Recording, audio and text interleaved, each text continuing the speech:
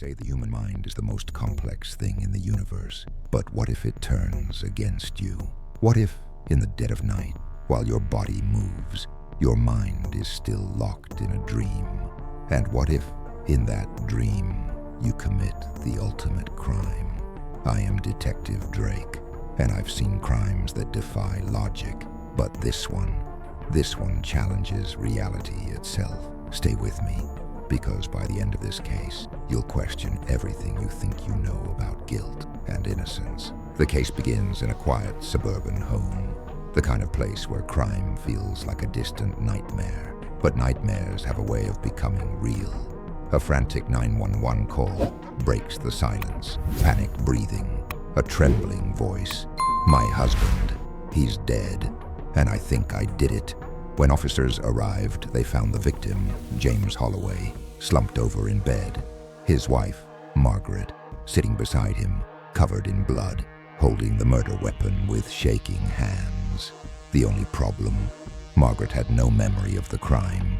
She swore she had been sleeping and woke up to a horror she couldn't explain. Sleepwalking homicides, rare but not impossible. I've studied cases like these before. A man who strangled his wife in his sleep, convinced he was fighting an intruder. A woman who walked out of her home and drove straight into a stranger's house, believing she was escaping a fire that didn't exist.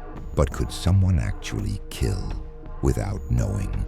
Margaret had no history of violence, no motive, no enemies. By all accounts, she adored her husband. And yet the evidence was right there.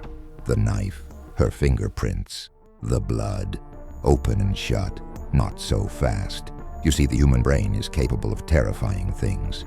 During sleep, some people walk, talk, even eat, completely unconscious. In extreme cases, the brain's motor functions activate, while the rational mind remains shut down. That means a person could, theoretically, commit an act of violence without waking up. But let's not jump to conclusions.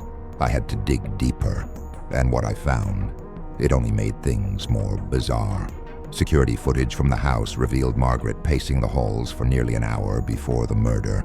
Her movements were slow, deliberate, not erratic, not panicked, just unnatural.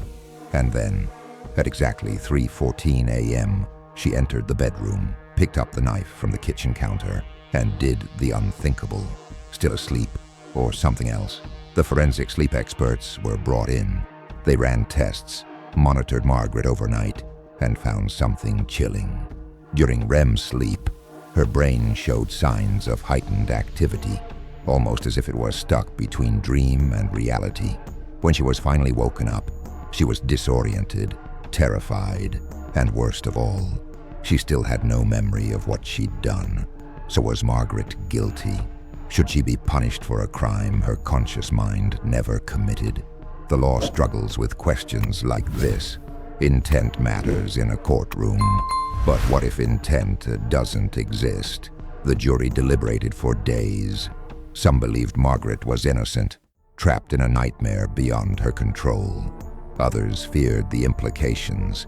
If sleep could be an excuse for murder, what's stopping anyone from using it to get away with the unthinkable? In the end, the verdict was controversial. Some agreed with it. Others still argue to this day. But one thing is certain. This case changed the way we see sleep, crime, and the fragile line between dreams and reality.